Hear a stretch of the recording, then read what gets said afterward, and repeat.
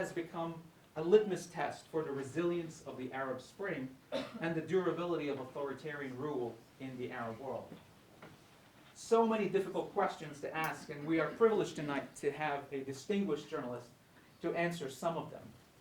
I didn't say all of them. Thank you.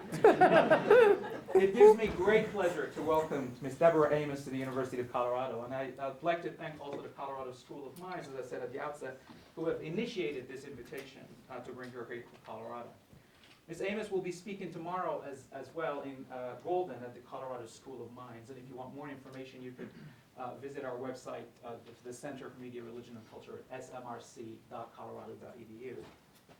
Award-winning journalist Deborah Amos covers the Middle East for NPR News.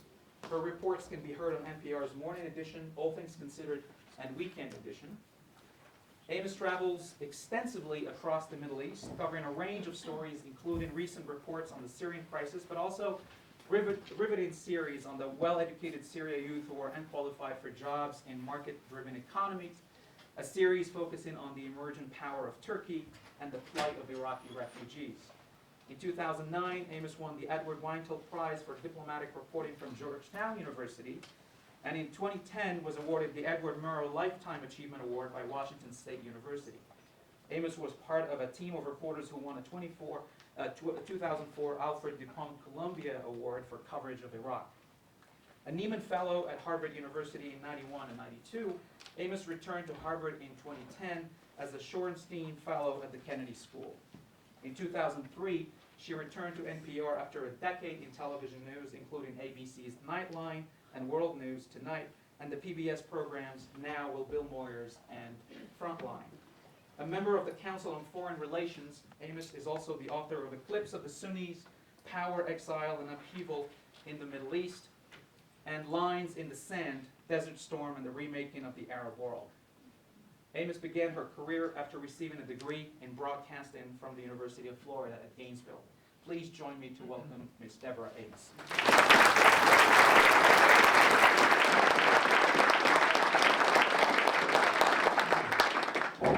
It's very great to be here and to see so many people who show up for the topic of Syria. I read the tweets on the plane from the three-day conference in Denver, and they didn't solve anything.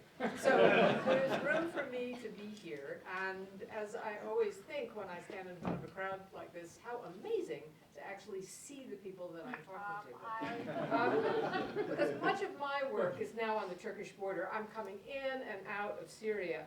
I'm reporting on the northern provinces in the country. It's a place where the Assad regime has melted away, but still controls the sky. Syria is now the most dangerous reporting beat on earth. 28 journalists have died covering this conflict. Some of my colleagues are still missing inside Syria, but we still cross to witness the destruction of a country and in some ways the destruction of a people. When I come home, my friends always say, okay, what's it really like? And a lot of it is just odd. For example, I am based in a Turkish resort town, Antakya. It's near the Syrian border. It was a place known as Antioch in ancient times. It is where followers of Jesus were first called Christians.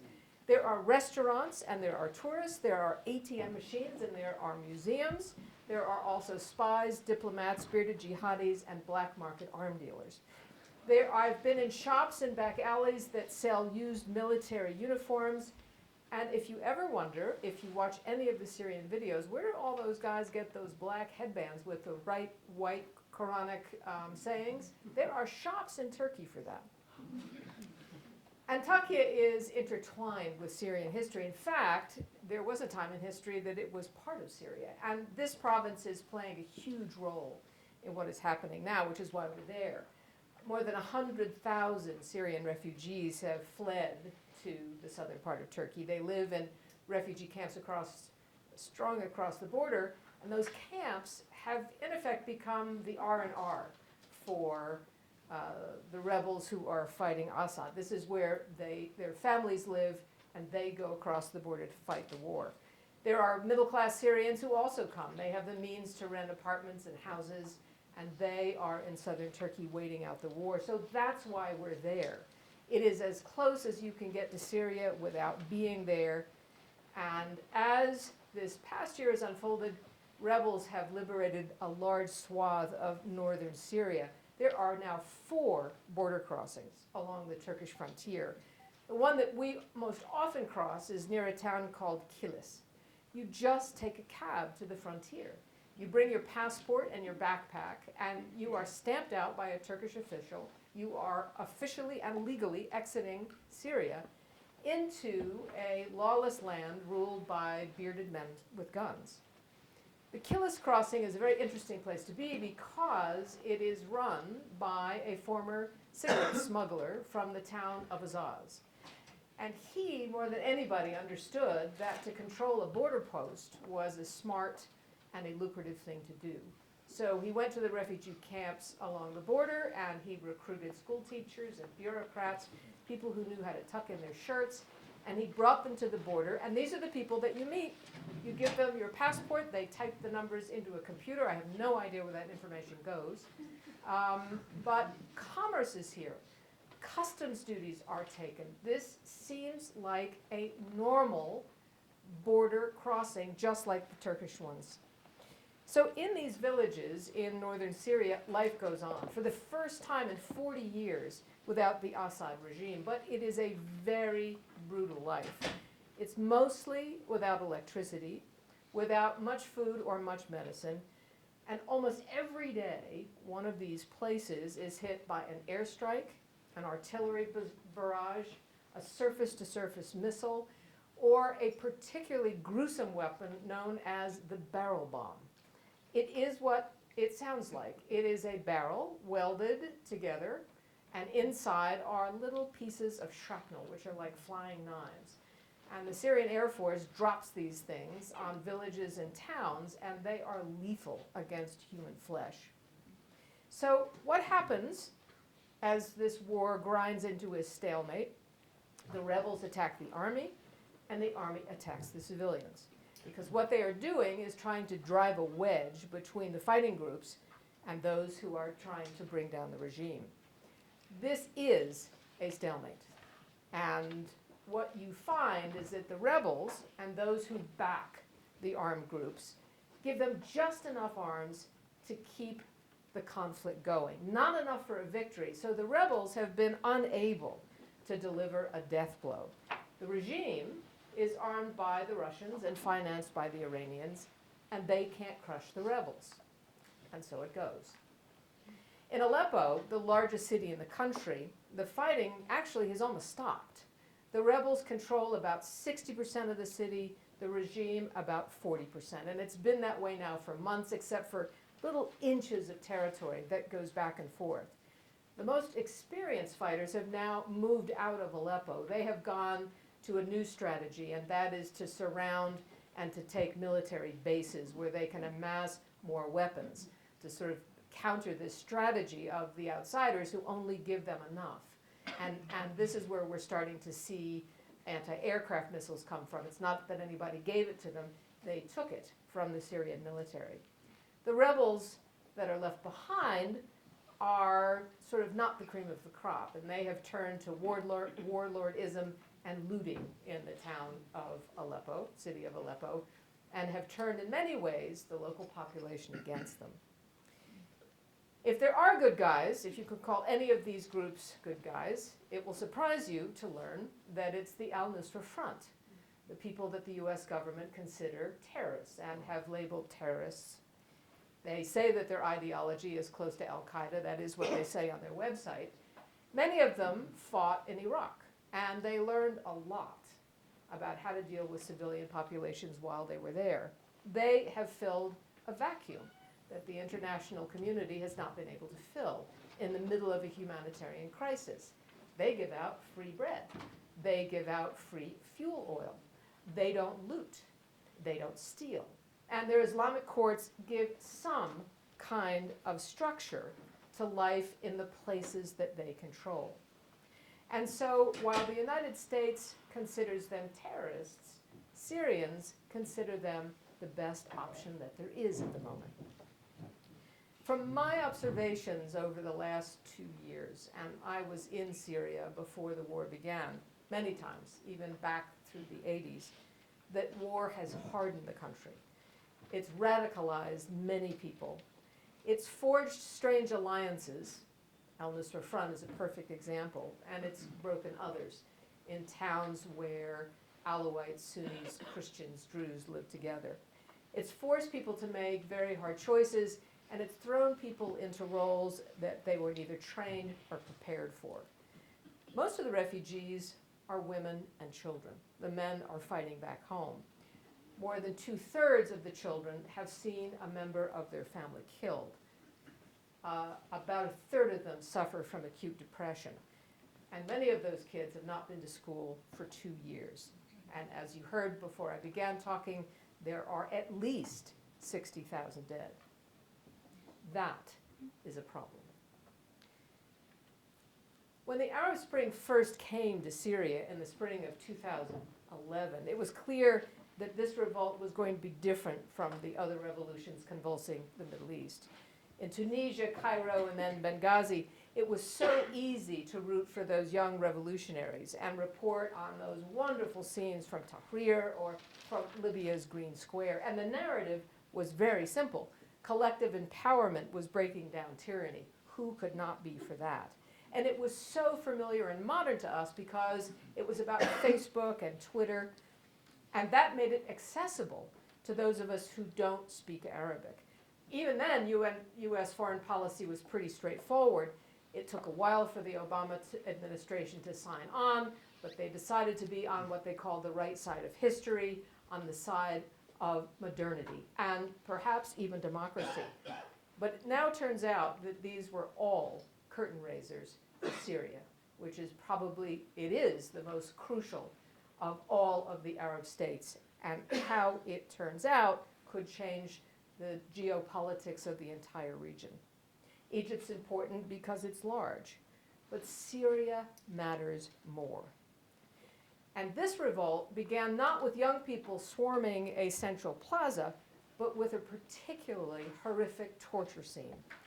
Teenagers had their fingernails pulled out by Syrian intelligence operatives for daring to write revolutionary slogans on a wall in a dusty farming town in southern Syria. When the parents came to ask about their kids, the security operatives told those parents to go home and just make some more. And if the husbands couldn't accommodate them, the police would come to their houses and do it for them. The abuse and the insult is what triggered the revolt in Dara. And so within days, Al Jazeera was broadcasting the pull down of a statue of Hafiz al-Assad. We hadn't seen that since Baghdad. Now, dozens lay dead on the street. Syrian media didn't report a word of it, but Facebook and Twitter had already started to penetrate into Syria, and so people knew what happened. And the Arabic language news broadcasts began a 24/7 coverage of Syria because they knew that this was the most important revolt in the region. It was an interesting place for a revolt to begin because these were regime loyalists. This was a town filled with security people, but I think what Damascus hadn't counted on, this was also a place hit very hard by a drought. For 5 years in Dara, the crops withered and the animals died. The government did very little about it. So there was already anger in this village, and it was the time and it was the place for the spark to ignite in Syria. Unlike other revolts in the Middle East, Syria began with an almost complete news blackout. The regime had learned the power of propaganda from the best, from the Soviet Union and from Eastern Europe. And so it would serve the Assad regime well because what they were able to do almost from the beginning is craft a narrative that frightened the minorities in Syria. From the first weeks of the revolt, they framed it as a foreign conspiracy, the Americans working with Al-Qaeda. As preposterous as that may seem to you, there were Syrians who bought that line and buy it to this day. President Bashar al-Assad still maintains that that is what the revolt is all about. The young revolutionaries had a new tool at their disposal, and this was new for Syria. For the first time, they could put out their own propaganda, and they did. On YouTube, on Facebook, on Twitter, they were brilliant at uploading their own videos, at becoming citizen journalists, and covering their own revolution because they knew that we couldn't get there. And this narrative, these battles over narratives, are as heavy and as heated as the battles that go on the street. There's one other reason I think that Syria is different from the other Arab revolts, and that is Egypt, Tunisia, Libya challenged a more recent history. It was about colonialism. It was about corruption. It was, of course, about this economic failure to make do for this educated youth bulge in the Middle East, where 60% of the population across the Arab world is under 30. Syria touches on an older historic line. It calls into question assumptions about the Middle East that were set up following the First World War and the end of the Ottoman Empire. It's 100 years of history that's now in question. And those are very important questions. Who rules? What is the role of minorities in the Middle East? Is there finally a place for a Kurdish state? Can Sunni Muslims remain the power brokers in the Arab Middle East? And once again, Syria is a great powers game. I want to remind you of the final scene in the classic film Lawrence of Arabia, which takes place in Damascus. Then, as now, a youthful revolt was part of the story. The men who fought with Lawrence were all in their 20s. Lawrence was the old man of that group. It was their hope that by fighting along with Western powers, that they might establish Western Arab self-determination and perhaps even democracy. But as the film comes to a close, and I went back to look at it recently because I am reminded that it happened in Damascus, rebel fighters are wrapped up with internal petty squabbles in Damascus as the great powers maneuver for the future of Syria. It's when Lawrence walks away from these events. And a century later, those events depicted in the movie, we are in a similar Lawrence of Arabia moment in Syria. There's another difference between Syria and the others, and that's a matter of institutions. You know, if you look back at the role that the Egyptian army played in Egypt, actually that power transfer was fairly straightforward. The state remained intact. The bureaucracy continued to go to work. In fact, the bureaucracy continued to go to work to this day. It was the army that played the role of easing Mubarak out. And when we look back now, you see that they perhaps did so because their own promotions were frozen.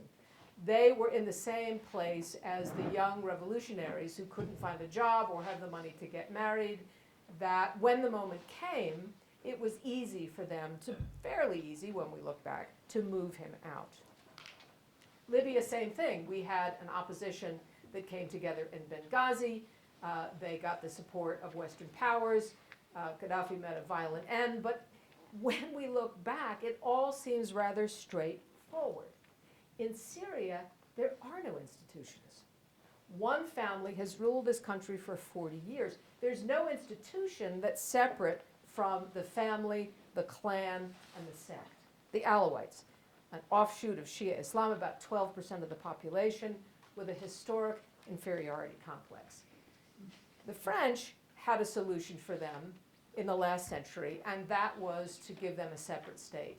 It was unworkable at the time, although there are many analysts who believe that it is Bashar al-Assad's plan B, to retreat to the Alawite heartlands in the mountains on the coast and turn the rest of Syria into an ungovernable failed state. Here's one more difference. The populations of Tunisia, Egypt, and Libya are mostly homogenous. It's Sunni Muslims ruling Sunni Muslims. Yes, there are Coptic Christians in Egypt, and Mubarak always made the argument that if I go, who's going to protect the Christians? But in Syria, power is based on minority rule. The country is a mosaic, And the Assads created, along with Ba'athist ideology, this secular state that put together the minorities, the Christians, the Druze, the Alawites, and convinced them that it was better to stick together against the Sunni minority than accept the Sunni majority in Syria. You have a place that is a dense urban landscape. Not a great place to have a no-fly zone. You have 23 million people broken now into sectarian differences. You have a place that is interconnected to every volatile country in the region. Countries that have already had sectarianism play a role in brutality in Iraq and in Lebanon, and it could be sparked again. You have a country that's formally at war with Israel. All of these factors make Syria very different and make policy choices very difficult. There was one thing that is the same, and that is a revolution of rising expectations. Syria, like every other Arab country, has a youth bulge. In fact, it is bigger than almost every other country. There's 60% of the population that's under 30.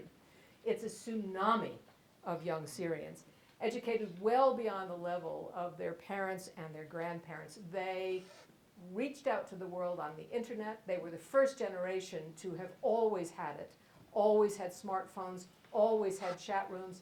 You can find internet cafes in the smallest village of Syria, from one border to the next. These were the people who were the vanguards of this revolution. These were the people who decided that living under totalitarian rule was simply unacceptable. They had cheered what had happened in Cairo and Tunisia. In fact, they had helped. They were online with Egyptian revolutionaries. They helped plot strategy for the Egyptians, and the Egyptians returned the favor. They used the internet, they used social media in Syria to create civil society for the first time in 40 years. They convinced their parents to come to the streets with them, or they snuck out at night to join the protests. They were, in some ways, like what we saw in Tunisia and Libya and Egypt. And I hope that they come to prominence again.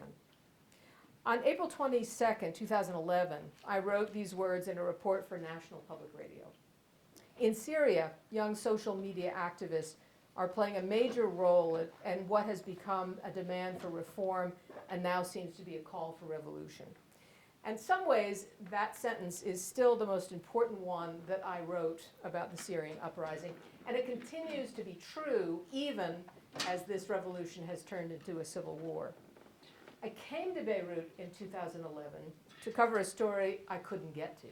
Syria was closed, Beirut was close. And my first story was a profile of a young activist, 27-year-old Rami Nakhli. Here was a guy who was on the run. He was in Beirut. He was trying to escape a prison sentence, or maybe worse. I saw a short item about him in the Guardian newspaper, and so I tracked him down. What he had done to get in so much trouble is he had created a revolutionary Facebook page. He had done it under an assumed name, and he still uses this as his Gmail address, Malaf Amran. And what he did was he posted very handsome pictures, an amalgam of handsome pictures, and that was his identity on the web. Very clever to do so, to evade Syria's intelligence service. But a few days after he arrived, the security police wrote on his Facebook wall, "Mr. Nakhli, we got you." Well, they'd figured out that Rami Nakhli and his alter ego on the web were the same, but they didn't quite get him because he was already out of the country. But what he became was the first face of the revolution.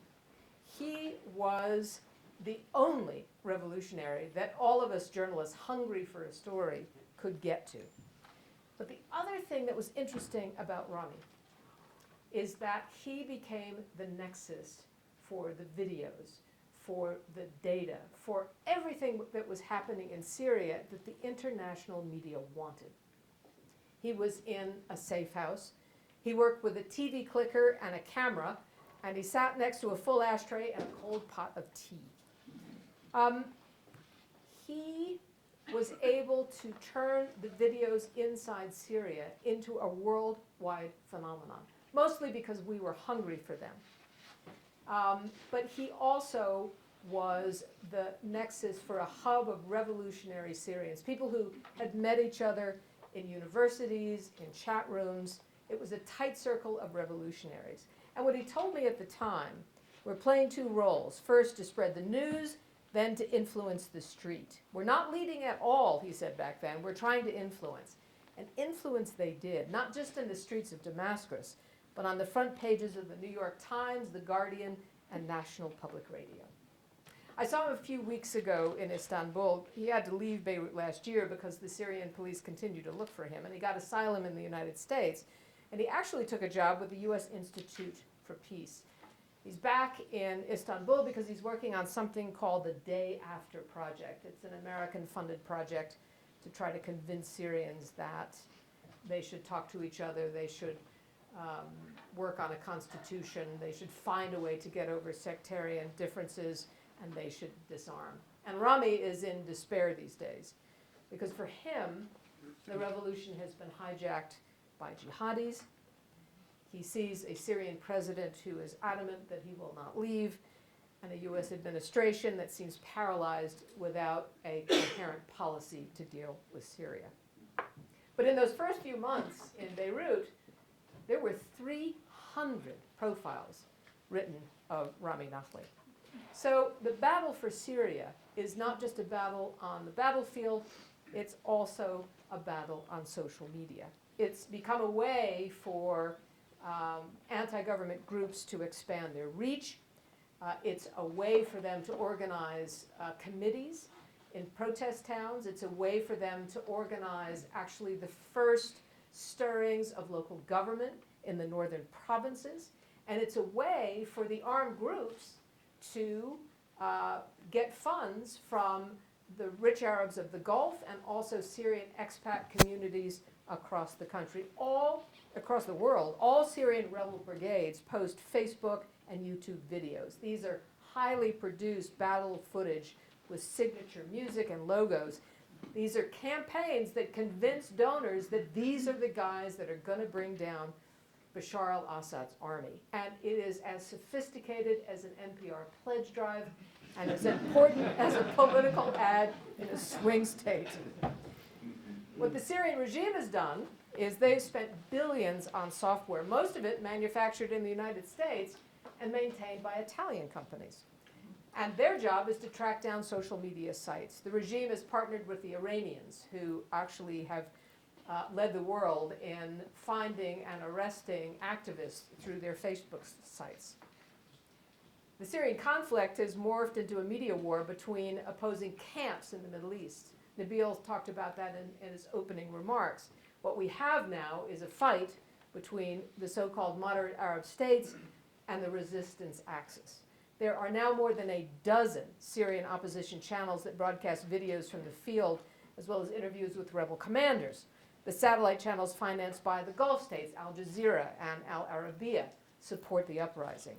On the other side, we have Syrian state media and private media in the country, which is controlled either by loyalists or close relatives of the Assad family. Iran's press TV, Russia's Moscow Today, broadcasts pro-Assad news coverage. And in Lebanon, Hezbollah's broadcasting arm, Al-Manar, amplifies the narrative's regime. Think Fox News against MSNBC on steroids. All of this, for us English speakers, we aren't seeing. But if you live in the Middle East, you see this media war every night on television. Cyber warfare is also part of this war. There's something called the Syrian Electronic Army. And they are expert hackers. I know because I've been hacked. And so has Columbia University, Brad Pitt, Oprah Winfrey, the Reuters news site, and Al Jazeera's home name. I see the thought bubbles. Brad Pitt. His wife, Angelina Jolie, is a representative for UNHCR, and she goes to Syrian refugee camps. And she perhaps doesn't have a website. So Brad Pitt was the next best thing. Syrian activists were so successful at building this narrative of this was a revolt for freedom and dignity. I think that outside observers now feel particularly cheated by the emergence of radicals in the ranks of the Free Syrian Army. Jihadis? Salafis? Where did these guys come from? But in fact, they've really been there all along. Some of them are Syrians. Some of them have joined these ranks because they've been radicalized by what has happened to them. You know, in the American Army, there's a phrase that says there are no atheists in foxholes. Well, in Syria, that is true too. If you are 22 years old and you are fighting against the regime and you've seen most of your friends killed and you know that others have been tortured to death, you do get a little closer to your maker because you don't know what's going to happen. And there's a lot of young people who have been radicalized, who've grown their beards, you know, bought their headbands, and taken up cause with these jihadis because they are the best fighters. They have the most practice, they have the most arms, and they have the most funds. What happens afterwards is anybody's guess. I think the other reason we know more about these jihadi groups in Syria is because for the first time, there's unrestricted coverage in the north. We can get in. Now, there is another way to know about Syria besides the YouTube videos, the citizen journalists, and all that information that was almost impossible to verify all through 2011 and mostly through 2012. We are getting a fuller picture for the first time in Syria, not just in northern Syria, but along the Turkish border. This is still, I would argue, a revolution for freedom and dignity. It is still fueled by YouTube and social media, but it now includes Islamic radicals. But for the first time, we are getting good, solid international reporting, and I think that is something that is a good thing. The Syrian crisis, I can tell you, is far from over, because even if the Assad regime falls, the fighting for control of the country could be every bit as brutal as what has gone before. Given that many of the worst massacres to date have been committed by armed Alawite thugs against unarmed or captive Sunnis, a sectarian backlash is to be expected. But Syria, I think, has fundamentally changed. The country's industries have been looted or destroyed. I've seen farmlands burned. Housing stock is in ruins. World heritage sites have been burned to the ground. The forcibly displaced are expected to reach somewhere around 3 million this year. And there will probably be about 1 million Syrian refugees sheltering in neighboring countries that can little afford to help them. 2013 promises to be a staggering humanitarian catastrophe. So there's no good news to report. But I hope I've shed some light on the forces at work in the country, and I would say that this crisis will haunt the region for years. The insurgency is clear and united in the goal of overthrowing the regime, but as yet have not really given a coherent picture of what they want to come next. As for Washington, actions have consequences, and that's been cited as a reason for policy paralysis in the Obama administration. But for Syria, inaction also has consequences. Thank you very much.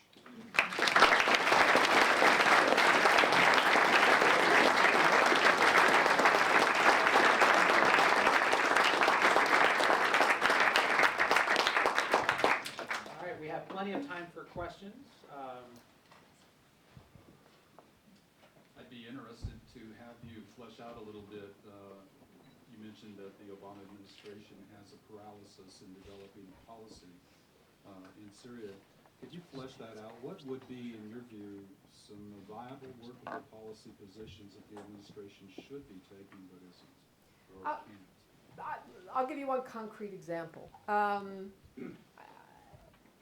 The Obama administration, Secretary of State Hillary Clinton announced 2 months ago that the Syrian opposition was flawed beyond redemption, and that we as a government were not going to deal with them, and they should do something about that. And they did. They reconstituted themselves.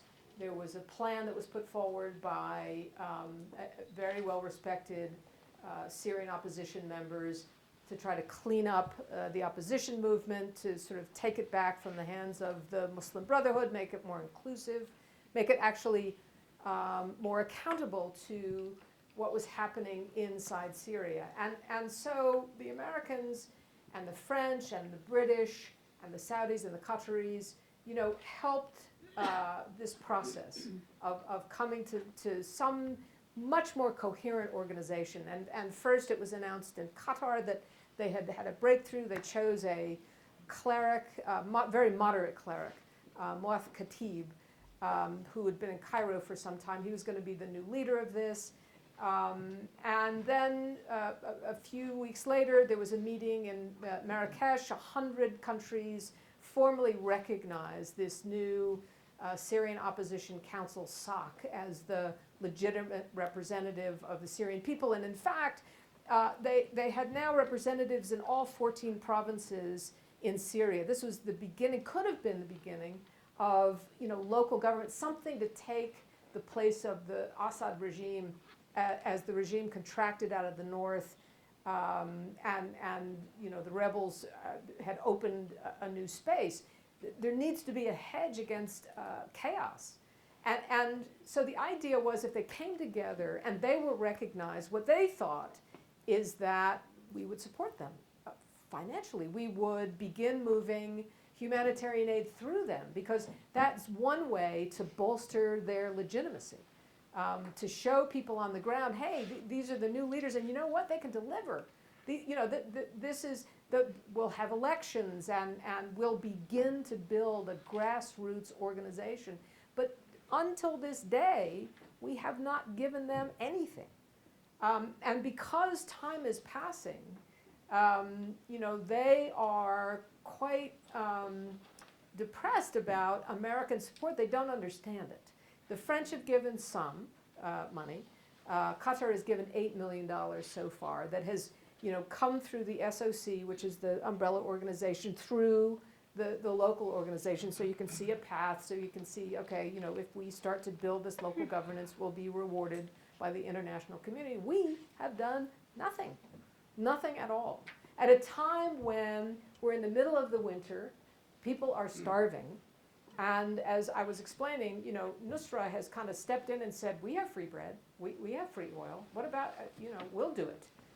So I know that often the administration says we're so worried about the jihadis, but their policy, in some ways, many have argued, is creating the very thing that they're most afraid of by this policy vacuum.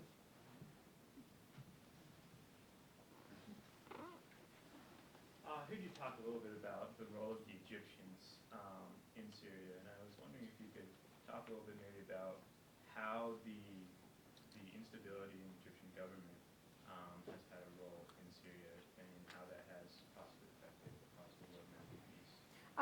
It's funny that you say the influence of the Egyptians. Some young, poor Egyptian guy made the mistake of going to Syria very early in the uprising and took out his cell phone to take some pictures, whoomp, because they thought, an Egyptian, he's come to make a revolution.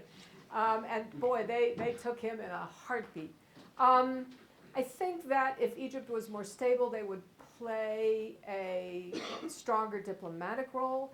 Egypt always was the most important country diplomatically in the region, but they are so focused on their domestic political turmoil that they say that they want Bashar to go. They say they want to play a role. They don't have time.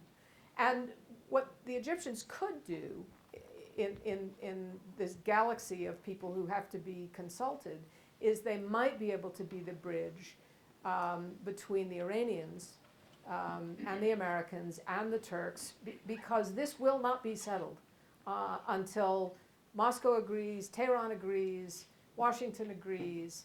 It just won't. This is a great, this is 1919. We are back to that history.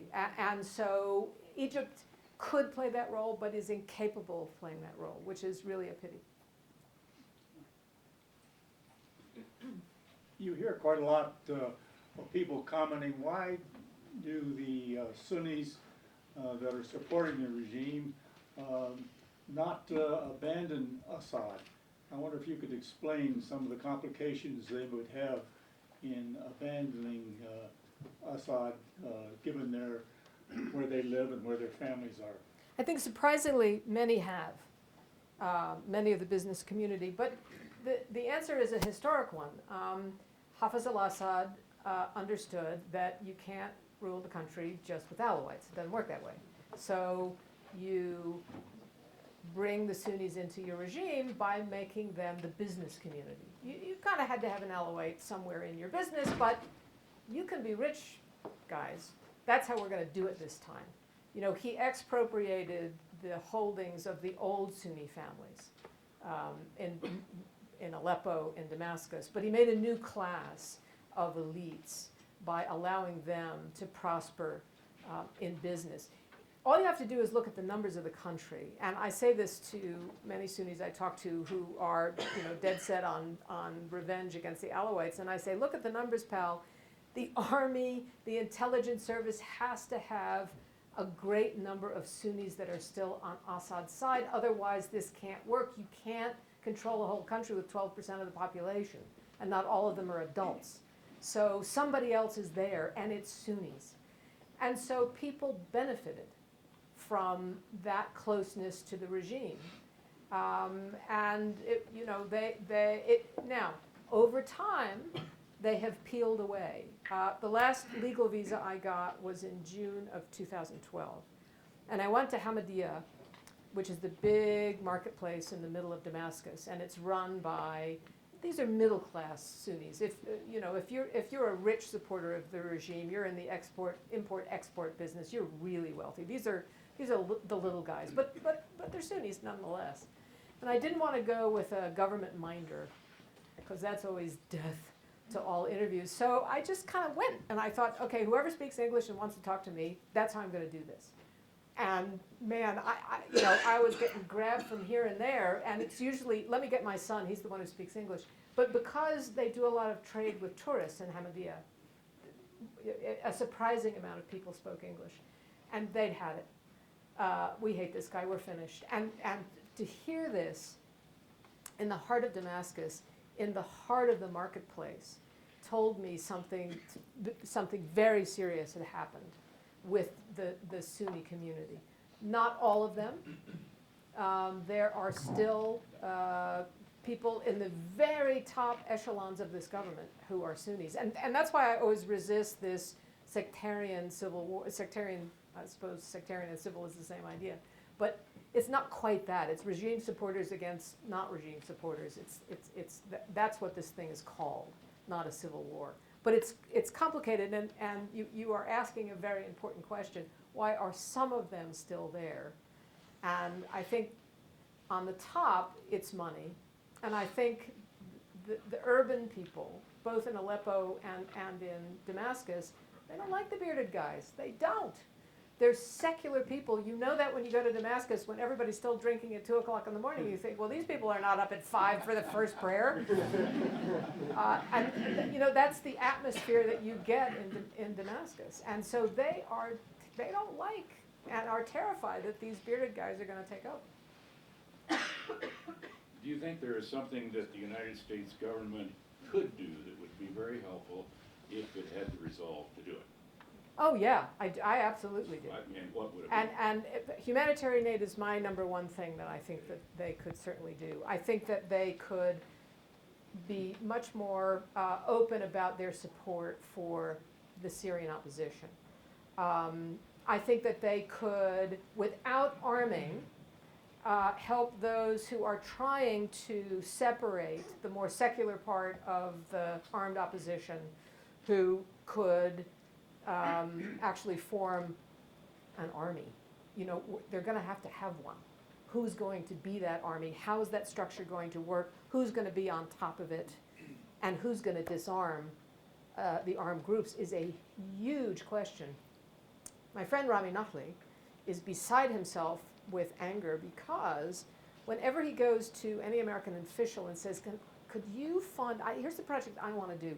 I want to go around to all the commanders, not the jihadi ones, not the Salafi ones, not even the Brotherhood ones, but the guys who defected, the whiskey drinking, Johnny Walker guys who, that's Syrian society, those guys. I want to go to those guys, I want to start talking about disarmament. And they say, no, we have nothing to do with the armed rebels. Nope, I'm sorry. That we won't do. That we could do.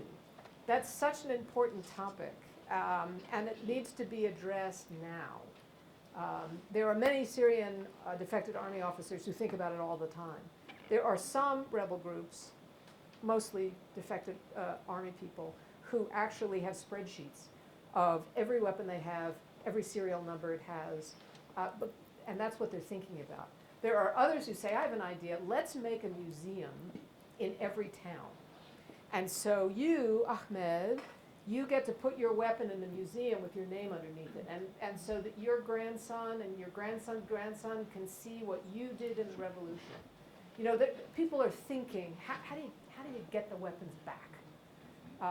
And those kind of fine-grained, nimble diplomacy kind of things are what we're not doing, and could. The French are trying, the Italians are trying, the Brits are trying. There are many more people who are on the ground trying to do these kind of things, and we're just absent. All right.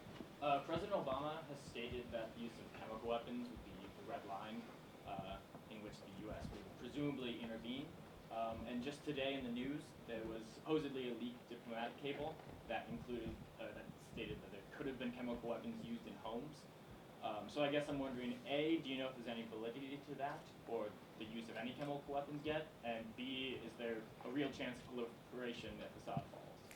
I think that it's been interesting to watch State Department language on this. What they say is no conclusive proof. And what the doctors in Homs say is, we don't have any labs. We're surrounded. And so, we took the swabs. We know we're doctors. We know what we're looking at. We did the tests. We looked in all the books. They do have internet, so they're talking to people outside, and they're sending videos. They're doing interviews with the patients. Tiny pupils. Apparently, there's something about what happens to the pupils of your eyes when certain chemical weapons get into fat tissues, and then I don't know anything about this, but what I do know is, they did a pretty good forensic. Conclusive? No, probably not. If we wanted to make something of it, yes, we could have. The real danger in my mind of what happened over the past couple of days is the signal is to the Assad regime, well, you actually could use them, but if you did it in homes where nobody can get to and nobody can substantiate, that, all right, we'll give that one to you because there's nothing we can do about it. It's about will. It's about will. You mentioned earlier that the Alawites have an inferiority complex. Mm-hmm. Well, they're a demographic minority, but have an inferiority complex in some other respect than their numbers? Yeah, it was only in like the last century that people considered them Muslims, and in fact, the Iranians don't to this day. The Constitution of Syria says that a Muslim that the president must be a Muslim.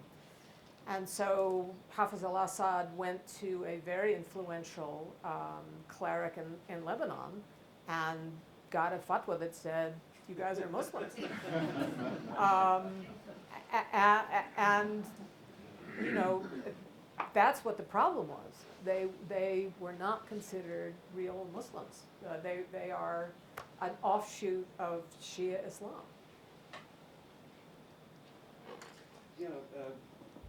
They weren't, do you know they weren't allowed to testify in court?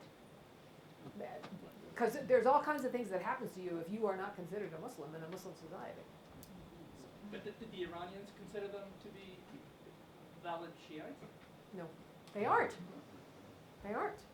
I mean, there are people in this room who know more about this than I do. They don't, do they? No. So you mentioned at one point in passing the the unique strategic importance of Syria to the region, to the Middle East, and so to the world. And I'd like to hear a bit more about that, flesh that out a bit, but also to see if there's some ways in which that contributes to foreign policy paralysis that the United States.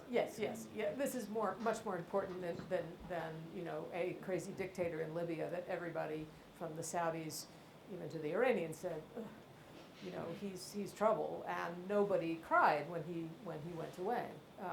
That one was fairly easy, and you know, you can always look back and make these judgments. You know, the Russians gave their vote at the UN and sort of got shocked by what happened afterwards, and they'll never make that mistake again.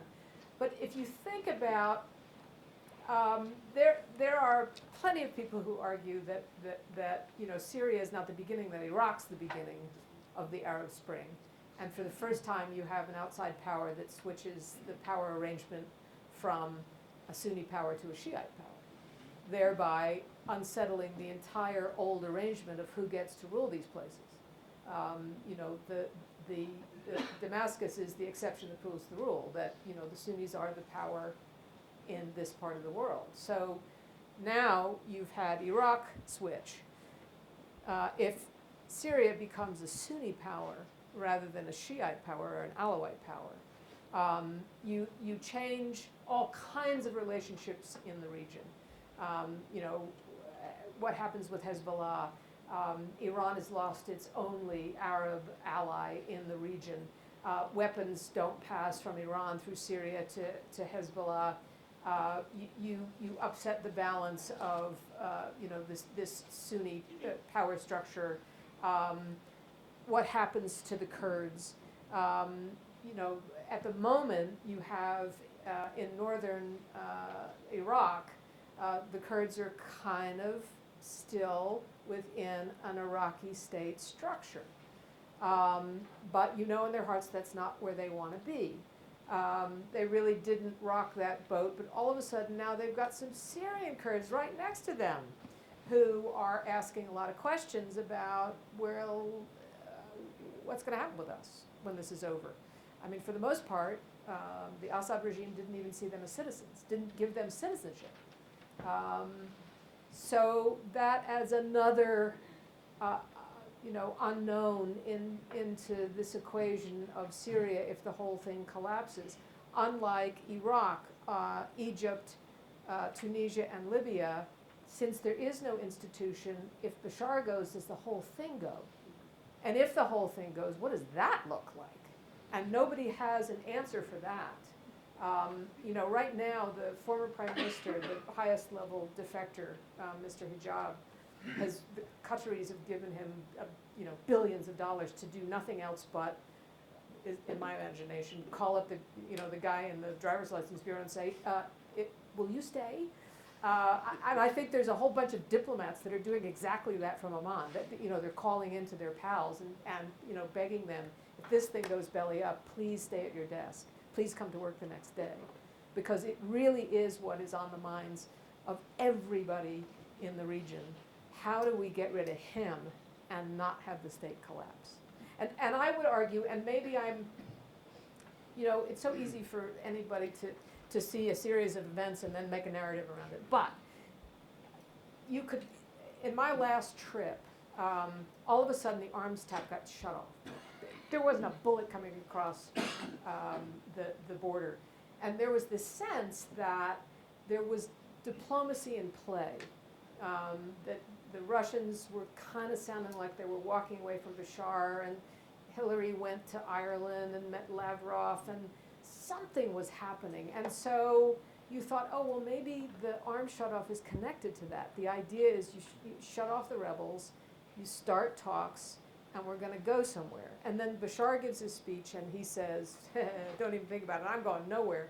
Within days, the arms started again. Connected? I don't know. I mean, my husband. Connected to something, but connected to what? But connected to what? Some people say, well, it's just the Saudis. Somebody got up late and said, oh, yeah, I forgot. Yeah, I gotta give them. That is how things happen in the Middle East. It is. And so maybe it's not connected at all, but it felt like it was.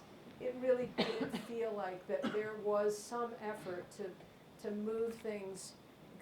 2 days before Bashar's speech, the Saudis came out and said, we believe in negotiations. You think, really? Now? Just out of the blue you say this? It was all, everybody reads tea leaves and everybody puts, 4 statements together and says, aha, there's a pattern. And, a lot of times there's not. There's not a pattern. Could you say a bit more about the Turkish take on all of this? That is so inscrutable. A lot of the times I can't quite figure out. You have Erdogan who's like, he's got to go. He was my best friend, but I hate him now. And I think that you also have a Turkish foreign ministry. That's where the smartest guys and women in Turkey go to work. They're brilliant. And they kind of keep it on an even keel. And he's like this. I think that Turkey has the most to lose, and they now know that they do.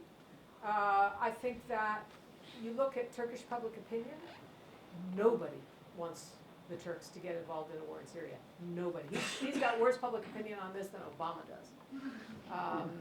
And so he's got to be very careful. He wants to win the election in 2014. His numbers are dropping. A lot of it has to do with Syria. He's getting hammered by the press in Turkey about his Syria policy and what a failure it is and what an idiot he is. And this goes on all the time. He's got problems with the Kurds who really don't like what he's doing. And for the first time ever, he's got problems with the Alawites. Who knew? But there's about as many Alawites and Alavi in Syria and Turkey as there are Kurds. Now he's got 2 minorities on the boil in the south. In the province I go to, in the town I go to, Antakya, that is an all Alawite town, and they love Bashar al-Assad. They love him. They watch Syrian television, and they hate us, and they hate all the Syrians who are there. I got tear gassed in a demonstration against Erdogan and against the Syrians in Antakya, and the Turkish government moved them out. They call them terrorists, and they want nothing to do with them. So it's very complicated for him. He's also got a PKK problem. I'm sorry if I'm speaking in tongues about this, but some of these questions are so complicated. I can't help it. For him, he worries that the PKK that are in Syria will join up with his Kurds on his side of the border. So it's in some ways it's worse for him than it is for Obama in how to navigate this very complicated place. Do you think Obama's second term will change his policies towards Syria? I don't think so. I used to think so, because everybody in the Middle East said, oh, he can't do anything because of the elections. We understand that. It's a tough election, and so we'll wait. And the election came and went, and everybody said, this looks exactly the same. So, no, I think that it's a very legalistic president. They don't want to take the risk. I think there's nobody really pressing. I think that there's no public groundswell to do anything. It's very complicated. Most people don't really understand, more people got killed. Oh, I'm so sorry, but what? My guess is no. I think events on the ground could change things. If the rebels get close to winning, if Bashar somehow is taken out by somebody inside the regime, if the Russians calculate that this is not great for them and move, I think that he'll be reactive rather than active. I don't cover Washington, and so I'm only looking at it from a couple of trips I make, but it seems to me that not much has changed. What about Secretary of State changing? What But- impact is that going to make? But it seems to me even in even in Clinton's term, that foreign policy is pretty much done at the White House. She was great as an ambassador for that policy, but once again, I don't cover Washington, so I'm a little uncomfortable on this ground, but I don't think it'll make a big difference. It is an interesting question because Kerry has eaten dinner with Bashar, not more than once.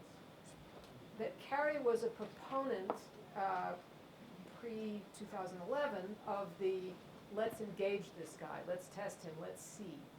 I don't know if that will make a difference. I think that he knows more about Syria than any Secretary of State, and that's something.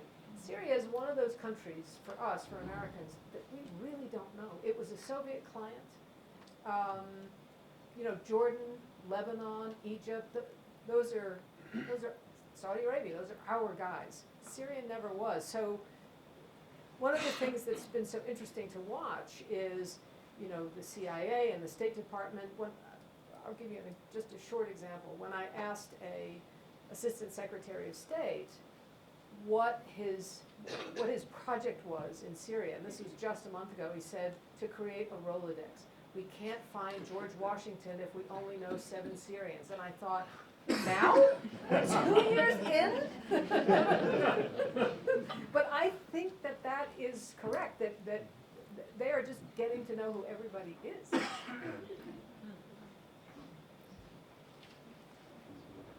admired your work for years, so thank you very much. Thank you.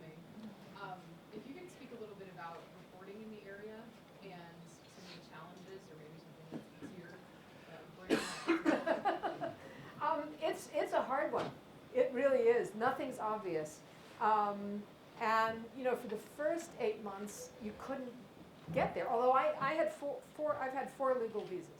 So I was in June in 2011, 2 more times in 2011, and 1 time in June of 2012.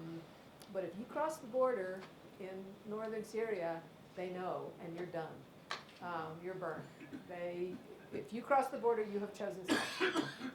And so you cannot have a legal visa again. And you just have to decide if that's what you're going to do, if you're going to cover the rebels. And my position about that is they can't dictate what I do. And there's not that many people that get legal visas anyway. So for the first months, you couldn't get there. So you had to do it by phone and by Skype and by watching Al Jazeera, and crazy things would happen. You would be reporting on a demonstration in Homs, and they would tell you that we created a flag that was 5 miles long, but we didn't sew it well enough, and when everybody threw water on it, it broke apart. Do I report that? Is it really important? Probably not, but it's color, and so, but did it happen? I don't know. And I wouldn't see the video till the next day, and then I saw the video, and it's like, oh, thank God, all right. You kind of have to trust your instincts about who to believe. You begin to set up people that you come back to who you think will tell you the truth, and that's how you report. And northern Syria, southern Turkey is the same. It changes every time. New characters I have to meet. I never know what the story is going to be. I really don't. I just, I'm patient. I go from town to town. I go see people I've seen before. I try to humanize it because I think that, the daily death count, it's like, okay, they hit a university yesterday by a plane. What? It's hard to know what to make of that. But if you can humanize it and introduce you to people, that kind of gives you a picture of what this place is like. But it's the hardest reporting I've ever done because it's also dangerous. I'm kind of a chicken, so I put my toe on the other side of that border, and then I come home and I think they bombed all the places I just was last time. I thought those were the safe places. So you just don't know where your safety is. But Syrians are in there, and they take those risks too. So. Thank you for very enlightening analysis of Syria. I mean, when it comes to American foreign policy, it's really hard not to be skeptical given sort of the long history of U.S. involvement in deterring democracy in the region and sort of bolstering authoritarian regimes. Yep. Certainly, we all know how sort of the central to the political economy of oil, which, and people have argued that, if the neocons had been in office during the time of the revolution, we still might have Mubarak in power right now, but, Maybe, So- maybe so- not, hard to say. so it's a speculative question, not a conspiratorial one. Given the historical thrust, especially around the Gulf oil states, to maintain a certain kind of regimes in office, is it possible to understand sort of the inaction, sort of surprising inaction, even small things you suggest, not even giving humanitarian aid, as a result of kind of a desire not to see this revolutionary sort of momentum go too far into, say, Bahrain, Well, that would suggest that we have that kind of influence and we don't. And that has been a bit of a message of the Arab Spring. There's only so much, yeah, I suppose that, although I don't necessarily agree that a Republican administration would have hung on to Mubarak. I don't think any administration would have. Could you speak up louder, please? I'm sorry, it wouldn't have mattered what an American administration had done. That was something between the military and the kids and the Muslim Brotherhood, as we understand it looking back. And so, get on board or get out of the way. It doesn't really matter what Washington did. The Saudis were furious at Obama because they didn't understand. They thought we had the power to keep him in office. We didn't. And I think that the other thing that happened is, as soon as the revolution started in the republics, the kingdoms had a counter-revolution. The Saudis didn't ask us if they could go into Bahrain. The Saudis said, that's our backyard, and we care about it, and we're going across that border. And I also don't think Washington could have called up and said, excuse me, Mr. King, but I think this is a bad idea. We are finding out the limits of our influence. I think also there is an Iraq hangover. We got that one so wrong. So let's not do that. But in some ways, we're making some new mistakes, and may have the same results. So, you live with your history and you make decisions based on what happened before. But I don't know. I don't think that, yes, of course we'd love it if the Saudis became democratic. But let me tell you something else. All these places that are now involved in self-determination, they don't love us, and it used to be a lot easier to talk to one guy. You have to change your diplomacy if you have to talk to everybody. And that is a process. We're not quite there yet, it seems to me. I wanted to ask you how many more questions you can handle.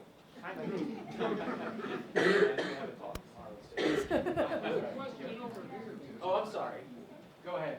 Right. To go back to your earlier discussion where you were talking about reporting in the region, there's been a lot of talk, of course, recently of Syrian refugees and the Syrian refugee crisis. And I read your book, Clips of the Sunnis, and some of the stories you had about how so many Iraqis were fleeing to Syria. I know. And I'm wondering if you've been able to follow up on some of those stories and how the Syrian crisis is now compounding the Iraqi refugee crisis. What kind of repercussions that had in Syria and in the region. Most of the people I profiled are now in the States. But 60,000 Iraqis went home because it was safer for them back in Iraq. I mean, there were three kinds,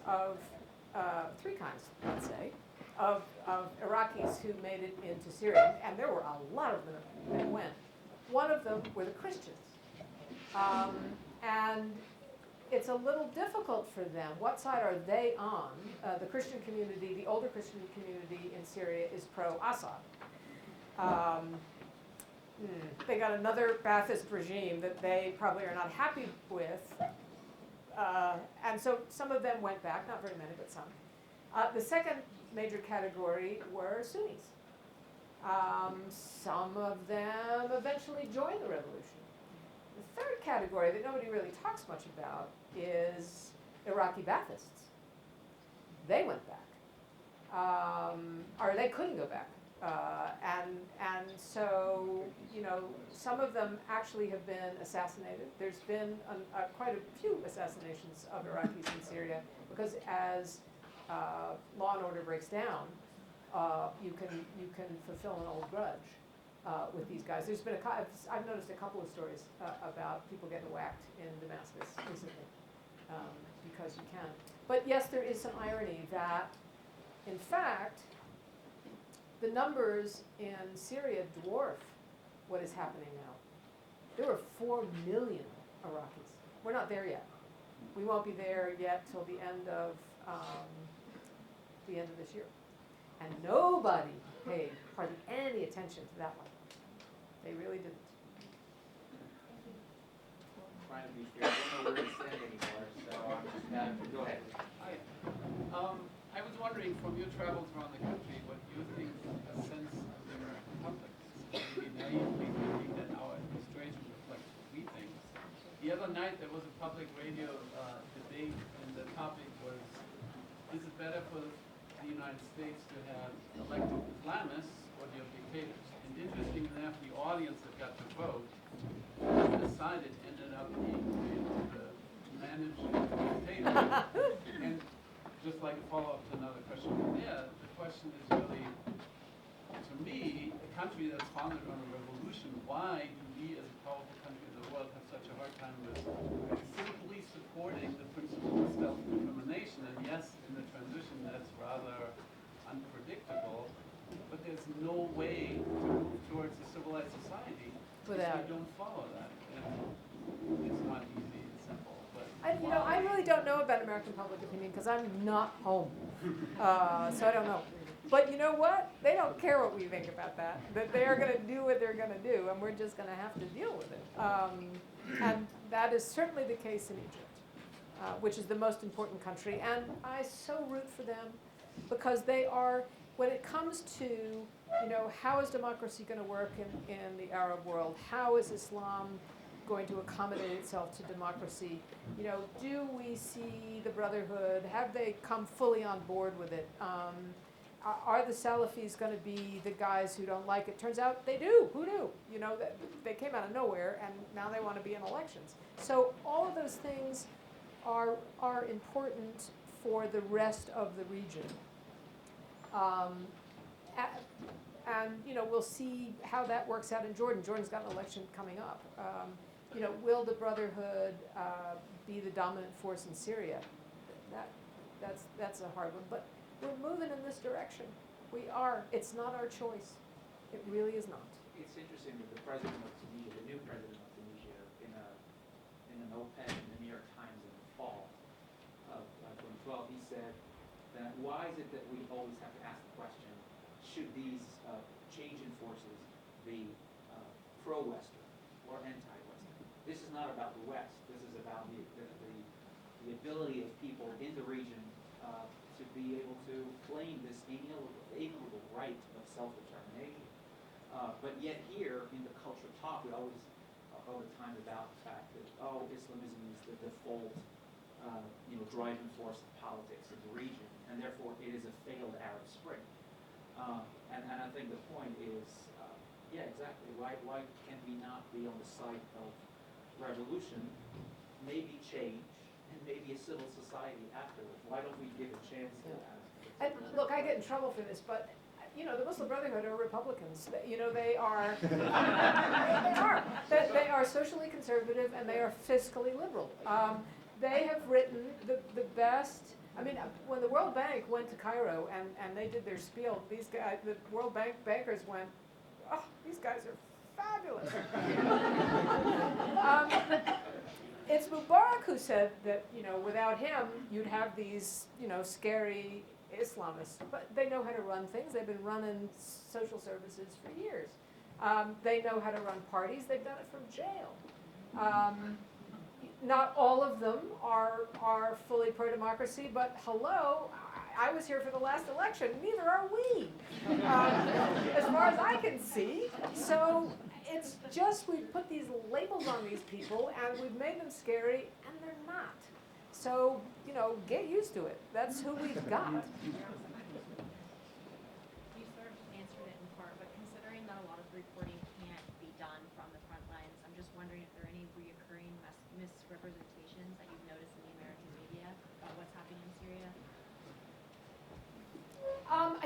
get on narrative jags, and we all follow, I see that we all kind of follow along, so, for example, the Islamist narrative jag went on for a while. Nusra was everywhere, and the whole thing was all about, oh my God, Al Qaeda's there. And now the newest one is they're looting, they're horrible, the FSA is breaking down, and everybody hates them, and there's chaos in the north, and the enterprise is over. Because everybody's not there, you get much better coverage in Cairo because there's a lot of correspondents and a lot of them speak Arabic. Yeah, there is some weird stuff. There's no coverage of the Alawites. I don't know what they're doing in Tartus. I would give anything to go and just go talk to them. I want to know if they all think the same, if there's some questions in that community. That is the thing that really is on my mind all the time. How do we find out? Because it matters what that community thinks, and we're missing it. I don't know what they think. I mean, I think I know what they think, but I'm sure I'm wrong. One more question? Yeah. This question's not for people. Yes.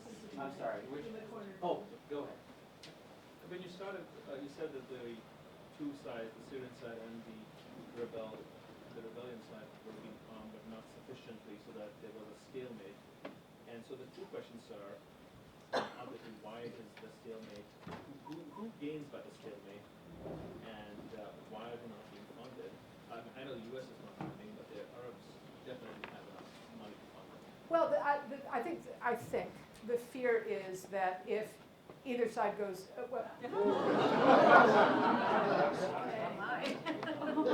It's called criticism. wow, this is like Syria.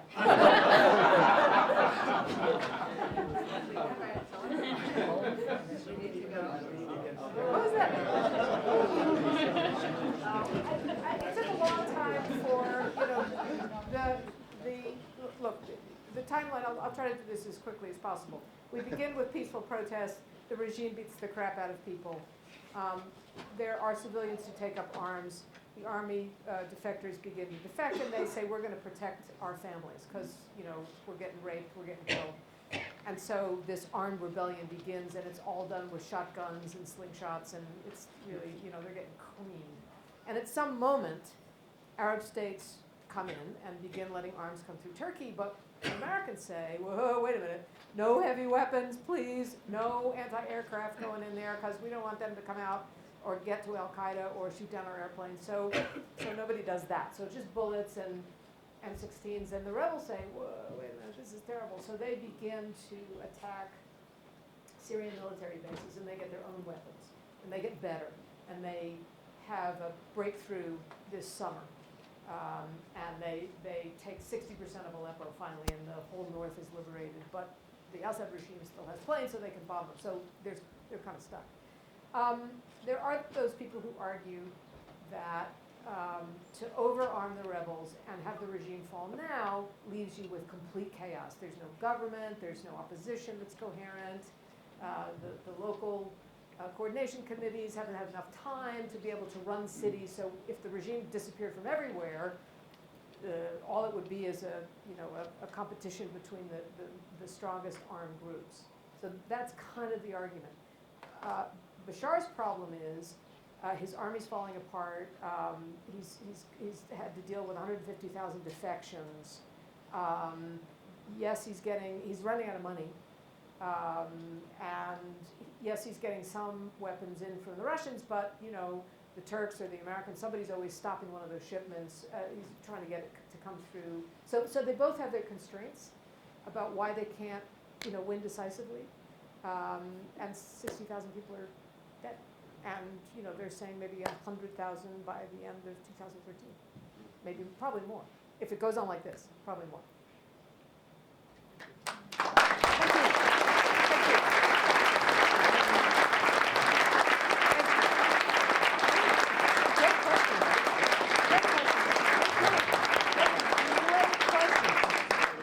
This is why I usually stay longer in the garage when I get home until you're recording.